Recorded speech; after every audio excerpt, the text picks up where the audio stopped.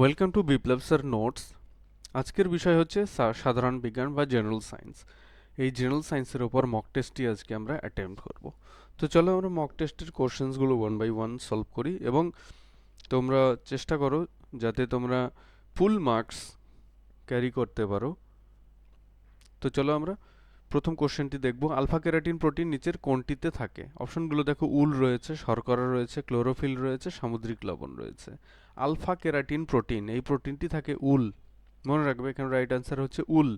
Alpha keratin protein কিসে থাকে? উলে। Next question দেখো, বুফোর স্কেল, বিউফোর্ড মনে হলেও আসলে এর উচ্চারণ হচ্ছে বুফো। বুফোর স্কেল কি কারণে ব্যবহৃত হয়? অবশ্যই কিছু মাপার কাজে। বায়ু, ফার্স্ট অপশন রয়েছে বায়ুর আর্দ্রতা, সেকেন্ড অপশন রয়েছে বায়ু প্রবাহের গতি, থার্ড অপশনে রয়েছে দুটি ক্ষেত্রেই ব্যবহৃত হয় এবং ফোর্থ অপশন হচ্ছে কোনোটিই না। তোমরা আনসারটি মার্ক করে নাও, আমি তারপর কোশ্চেনের আনসারটি বলে দিচ্ছি। এখানে রাইট আনসার হচ্ছে বায়ু প্রবাহের গতি মাপতে বুফোর স্কেল কিন্তু ব্যবহার করা হয়। নেক্সট কোশ্চেন দেখো, আপেক্ষিক আর্দ্রতা বা রিলেটিভ হিউমিডিটি, আপেক্ষিক আপেক্ষিক আর্দ্রতা কোন যন্ত্রের সাথে মাপা হয় সেটা নিশ্চয়ই তোমরা জানো, সেটা হচ্ছে হাইগ্রোমিটার।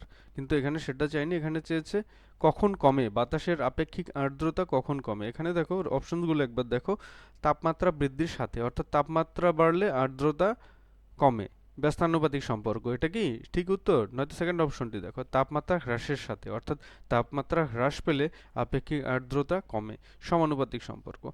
দুটি ক্ষেত্রেই, কোনো ক্ষেত্রেই নয়। এখানে রাইট অ্যান্সার হচ্ছে option A. Option A right answer, কারণ আমরা জানি যে তাপমাত্রা যত বাড়বে বাতাসের আপেক্ষিক আর্দ্রতা কমবে, তাই এখানে ব্যস্তানুপাতিক সম্পর্ক রয়েছে এবং এখানে সঠিক উত্তর হচ্ছে অপশন এ। তো চলো আমরা নেক্সট কোশ্চেনে চলে যাব। নিচের কোনটি ক্ষুদ্রতম তাপমাত্রা? কেলভিন স্কেলের 1 ডিগ্রি, সেলসিয়াস স্কেলের 1 ডিগ্রি, ফারেনহাইট স্কেলের 1 ডিগ্রি, এবং সবগুলি ক্ষুদ্রতম বলেছে, সবগুলোই তো কখনোই হওয়ার কথা না। হ্যাঁ, যদি বলতো কোনটি ভিন্ন, তখন সবগুলি একই এরকম অপশন থাকতে পারতো, বাট এখানে সবচেয়ে ক্ষুদ্রতম সেটাই তোমাদেরকে বের করতে হবে। তোমাদেরকে দেখতে হবে সবচেয়ে মানে গ্যাপ, স্টার্টিং এবং এন্ডিং এর মধ্যে গ্যাপ সবচেয়ে বেশি কোন স্কেলে রয়েছে? এন্ডিং ইউনিটের মধ্যে, সেটা হচ্ছে কেলভিন স্কেল। তাই এখানে রাইট অ্যান্সার হচ্ছে অপশন এ, কেলভিন স্কেলের রাইট অ্যান্সার। তো চলো আমরা নেক্সট কোশ্চেন দেখব। গোবর গ্যাসে মূলত কোন গ্যাস থাকে? Nitrogen, carbon die oxide, ozone, methane. এখানে তোমরা রাইট অ্যান্সারটি মার্ক করে নাও, তারপর আমি এর আনসার বলে দিচ্ছি। নাইট্রোজেনের নয়, কার্বন ডাই অক্সাইডও নয়, ওজোনও নয়। এখানে রাইট অ্যান্সারটি হচ্ছে মিথেন। মিথেনের সংকেত কি তোমরা বলতে পারবে? মিথেনের সংকেত হচ্ছে CH4। CH4। Ozone, ozone gas আমরা জানি এটা প্রকৃতিতে খুবই কম পরিমাণে রয়েছে। ওজোনোস্ফিয়ার বলে পৃথিবীর বায়ুমণ্ডলের ওপরে একটা স্তর রয়েছে, যেখানে এই ওজোন গ্যাস আমাদেরকে মহাজাগতিক আল্ট্রাভায়োলেট রে বা অতিবেগুনি রশ্মির থেকে রক্ষা করে। এই অতিবেগুনি রশ্মি বিভিন্ন ধরনের স্কিন ডিজিজ বা স্কিন ক্যান্সারের রিজন বা কারণ। এবং আমরা জানি যে ক্রমাগত ফসিল ফিউল বার্নিং এর ফলে কিন্তু ওজোন লেয়ার ডিপ্লিশন হচ্ছে। আন্টার্কটিকা সহ বেশ কিছু স্থানে ওজোন হোল দেখা স্পট করা গেছে, বা ওজোন স্তরে হোল বা ছিদ্র দেখা গিয়েছে। আর কি রয়েছে? Carbon die oxide. Carbon die oxide আমরা জানি এটা হচ্ছে ওয়ান অফ দ্য গ্যাস, যে one of the gases that R responsible for global warming. Nitrogen, নাইট্রোজেনের সংকেত কি? N2। N2 সিম্বল হচ্ছে N। আর ওজোনের সংকেত হচ্ছে O3। O3 অর্থাৎ বেস উপাদান কিন্তু অক্সিজেন পরমাণু বা অক্সিজেন।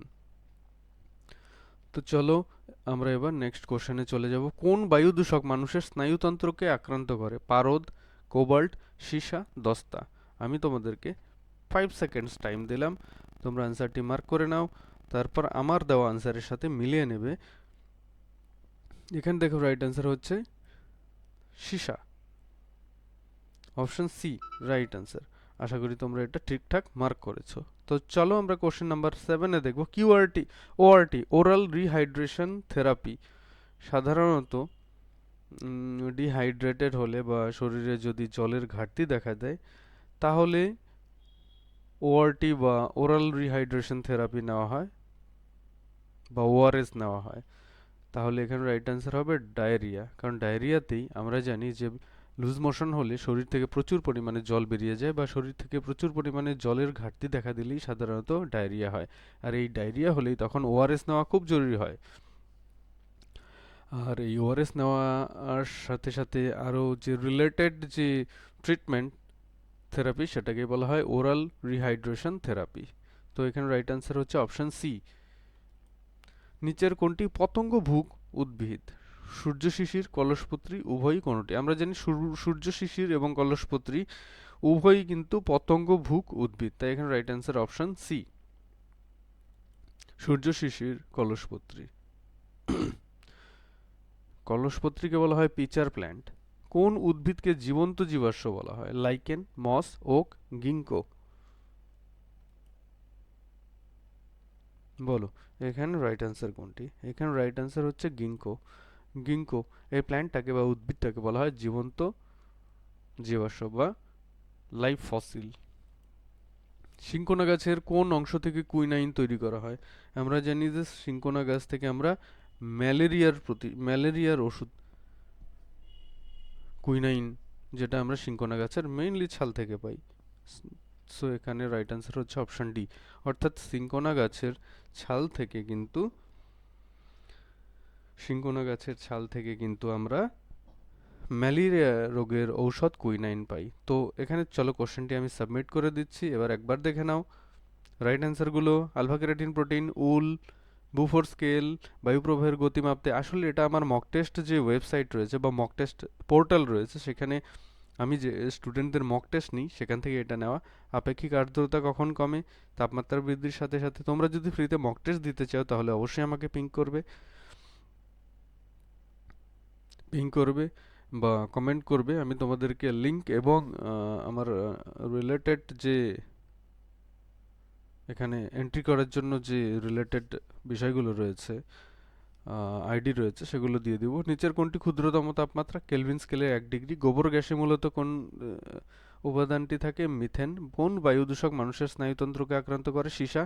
ওআরটি, ডায়রিয়া। নিচের কোনটি পতঙ্গভুক উদ্ভিদ? উভয়ই। নিচের কোন উদ্ভিদকে জীবন্ত জীবাশ্ম বলা হয়? গিঙ্কো। সিনকোনা গাছের কোন অংশ থেকে কুইনাইন তৈরি হয়? ছাল। তো এই ছিল আজকের প্রেজেন্টেশন, আশা করি এটা তোমাদের ভালো লেগেছে এবং তোমরা যারা বিভিন্ন কম্পিটিটিভ এক্সামের প্রিপারেশন নিচ্ছ তাদের জন্য এটা অত্যন্ত হেল্পফুল হতে যাচ্ছে। So thank you for watching the video.